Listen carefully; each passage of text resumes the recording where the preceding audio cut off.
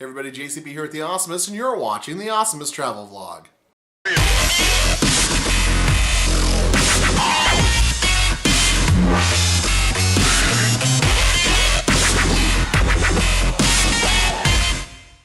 This is part 4 of my Texas Six Flags adventure. If you haven't seen part 1, you can check that out by clicking the link in the description below, or you can check out part 3 by clicking on the link at the end of this video. For part 2, well, I'd suggest you start with part 1. To recap, we first traveled to Arlington, Texas to visit Six Flags over Texas, where we spent 2 days riding rides and playing video games.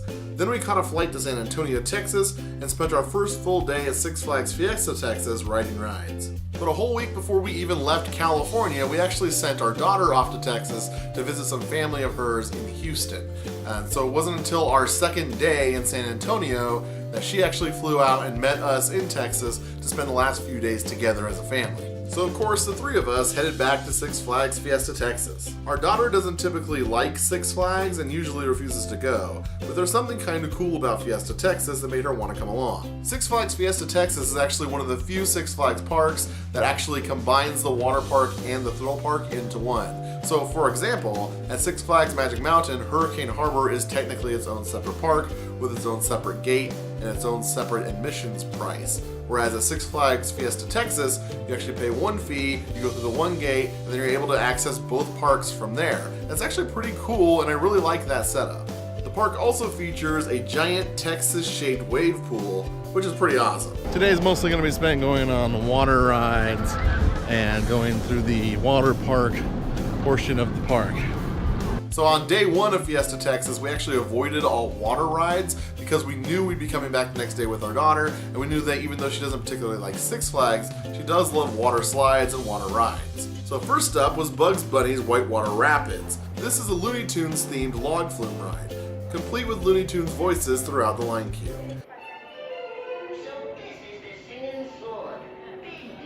The basic story is somewhat vague. It involves Yosemite Sam and a dragon trying to kill Bugs Bunny. The ride does get you pretty wet. We were then going to ride Power Surge, which is like a giant version of Tidal Wave at Magic Mountain, but since the water park closes early and the theme park is open later, we decided to get over to Whitewater Bay and come back to Power Surge later. So for those of you wondering, yes, I have heard the news that they're actually shutting down Power Surge for good, and in its place they're going to be putting in a proper Wonder Woman coaster, which is fantastic. And the fact that it's going to be one of the brand new RMC Raptor coasters is even better. I'm really excited for that. But before heading into the water park known as Whitewater Bay, we decided to check out the stores. As I said before, every time we visit a new Six Flags park, we like to buy some souvenirs to remember the trip, so we popped into the stores to see what we wanted, and we found a few cool things. My wife and daughter both found t-shirts and tank tops and sweaters that they wanted, but since we were about to get wet, we decided that too should wait until after the water rides. So we entered Whitewater Bay and made a beeline for the park's latest attraction, the Thunder Rapids Water Coaster. This ride is part water slide, part roller coaster. It's a raft that seats 3 full-size adults and uses pressurized water cannons to blast the raft up lift hills before sending you over huge soaking wet drops. Believe it or not, we almost didn't ride this ride. So here's where things took kind of a major turn for the worse that day. Unfortunately, I didn't have my camera or my phone on me because, well, it's a water park. So unfortunately, as I tell this story, you're going to be stuck looking at my face. I'll cut away when I can, and I'll try to avoid jump cuts, but if I trip over my own tongue, or I go off on some long aside that doesn't really relate to the story, I'll probably cut and you'll see a few jump cuts here and there. I do apologize in advance. Here we go. So the line for Thunder Rapids was really long, and after waiting for about an hour, we were maybe halfway through the line, at a part of the line queue where it's those switchback things. For those of you who don't know, switchbacks are these things where you walk back and forth in sort of a zigzag pattern. So we're in one lane of the switchback, and in the lane next to us is this kid who's wearing a long sleeve neon green shirt. You can see this shirt from outer space. There's no missing it. He's probably between 14 to 16 years old and has one of those pedophile pencil-thin mustaches that teenagers think are cool, but in reality look like crap. So this kid decides to reach under the rails of the switchback lane and tries to untie the bikini strings on my daughter's bikini bottom. It was basically this type of bikini where the sides tie together. So of course everyone sees him do this because his shirt is as bright as the goddamn sun. So my wife is having none of this. She starts yelling at him, and then she decides, no, I'm gonna go talk to the line attendant lady. So she goes up to the front of the line. My daughter's weirded out and kind of like scared and annoyed by this situation because she's never actually been in this kind of a situation before where someone is being aggressive and trying to like mess with her in this kind of way. Meanwhile, we're in those switchback things. So the line first zigs away from him, but then we zag right back towards him again. So then the line attendant lady shows up, she starts yelling at him too, keep his hands to himself, that kind of thing. But then the moment she turns her back, the kid goes and tries to do it again. And this time, even more people see him because now we're all paying attention to the commotion in the area. And thankfully, my daughter was also watching him like a hawk, and she turned away just in time to avoid him yanking on her bikini strings. But that kind of exposed her in a different way, and he tried to grab her butt. Thankfully, he also failed at that. So like I said, the whole crowd kind of recoils in this kid's aggressive behavior, and the line attendant lady tells us to please step out of line, away from him, so that we're not constantly going back and forth. So the line attendant lady radios the head of guest relations lady, I think her name was Amanda. The whole time we're waiting off to the side, people are telling us, just get back in line in front of us, cut this guy. You don't have to worry about it, you can just still get on the ride. Like, don't let this guy ruin your day. Don't let him ruin your chance to get on the ride. They kept saying really nice things like that, which was really great, but we wanted to talk to the head of the security who was on her way up. And so we were like, no, you guys go ahead. We're just gonna wait off to the side. We're gonna settle this, and then we'll talk about doing that. So the Amanda lady shows up and she gets our side of the story, and then she goes and talks to the kid, and of course he just starts denying everything, but there are other people in line who are like corroborating what we've already said to her. So Amanda pulls this boy out of line as well and decides to take him up to the customer relations booth to try to get a statement, and try to get a statement from his mother, who was nowhere to be found up until this point. She also tells us, you guys should still go on the ride, don't let this ruin your day. We decide to have a little conversation about her. Our daughter's disgusted, but she also doesn't want to ruin our day. She knows that we basically flew 1,300 miles to go to this park, and this is the new ride for the 2017 season, and we just waited in this long line. She doesn't want to make us get out. She doesn't want to ruin our fun.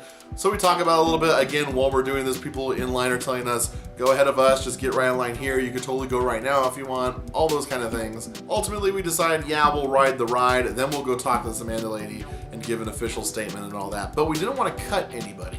That was really important to us. So what we did was we found the guy who was in front of us in line. We kind of like pointed him out. And we told the ride attendant, we're not going to go on until after that guy goes on, because that's where we were standing in line. So we waited off to the side. Again, people are telling us, that was messed up what that kid did. You guys should just go on. He got pulled out, haha for him, things like that. But we keep waiting. We don't want to cut anybody. And then actually when that guy who was in front of us in line got on, the guy right behind him insisted that we go right after, since that was our proper place in line. He told the line attendant people, I'm not going to go until they go. It was really nice of him. Everybody around us, and really most people in San Antonio, Texas, were really, really nice. And it really did help make that situation a lot better than it would have been if everybody was just kind of grumpy and angry about the whole ordeal. So people of San Antonio, you guys are amazing. By the way, the ride itself is actually really fun, and if you have a chance to ride Thunder Rapids or a ride like it, definitely do it. So afterwards, we go with Amanda to the customer service desk, where we get interviewed by actual security guards, and we give them our official statement. Our daughter has to write like a memo about it. They finally track down the mom of the boy, and she gives a statement. It turns out the kid has autism. Unfortunately, she doesn't seem at all concerned with correcting her son's behavior, and was kind of using autism as an excuse without seeing any reason to actually reprimand him at all. And don't get me wrong, I totally get it. Special conditions are needed for special needs children. But I think it's even more important for parents of special needs children to find ways to explain to their children what is and isn't appropriate behavior, and to reprimand them when things like this happen. Instead, her basic response was, I didn't see it, so it didn't happen. And make no mistake, if I had a child who pulled a stunt like this, special needs or not, I would have packed everybody up in the car, and we would have left to teach them there are consequences to doing things that are inappropriate. But then again, my daughter is 16, and I don't really let her wander theme parks alone. I keep an eye on my child. Maybe I'm old-fashioned that way. So what I'm trying to say is, at this point, I'm really just angry at the mom for being a bad parent. The kid doesn't understand, and I get that, but he's never going to understand if his mom doesn't step up and teach him. And so I really was angry at the mother at that point for just not even trying to address the situation. So because the kid has autism, there's suddenly this whole PR issue with this whole situation, and the park doesn't want to do anything about it. They did strongly suggest to the mother that she keep an eye on him. Unfortunately, this is the same mother who let him wander a theme park by himself once already that day. And it kind of makes me wonder, how far would he have had to go before the park would have done something about it? Would he have had to have been successful in exposing my 16-year-old daughter's body to a bunch of strangers before they actually did something? And would that have even changed the outcome? Just how much sexual assault and sexual harassment is too much before Six Flags Fiesta Texas can no longer look the other way? And I don't feel like we were being unreasonable. We weren't asking for the child to be arrested or sent home or anything like that. The park is divided. Even though you pay one price and you get access to both the water park and the theme park, there is a second set of turnstiles that you walk through to get into the water park, and there are different rules for dress code and such in the water park. So it would be very easy for them to say, if your son can't control himself in this kind of a situation, we're going to remove him from this situation by having you guys exit the water park portion of the park. I would have been very happy with that outcome, as we would have been able to continue our day without having to worry about looking over our shoulder to see if this kid's behind us again trying to pull something, literally. But the park basically said they can't do anything and we should just watch and try to stay away from him for the rest of the day.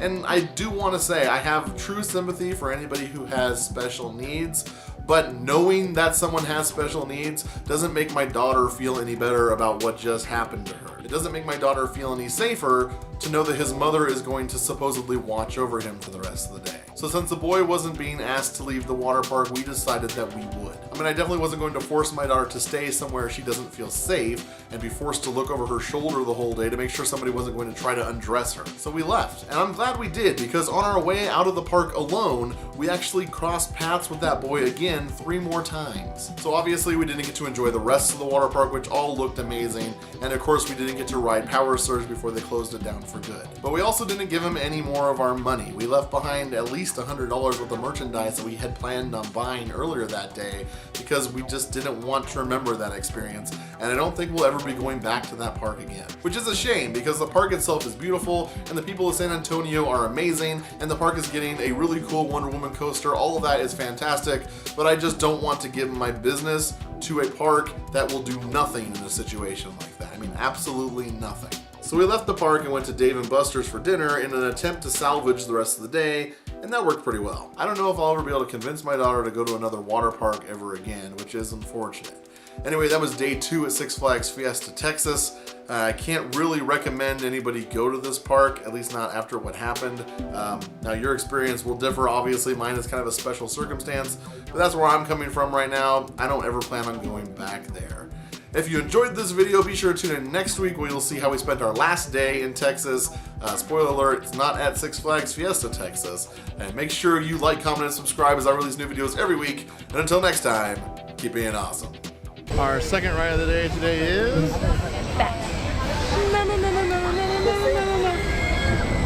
Batman. You gotta go Batman. Batman. Wonder Woman. Batman the Ride is an SNS 4D free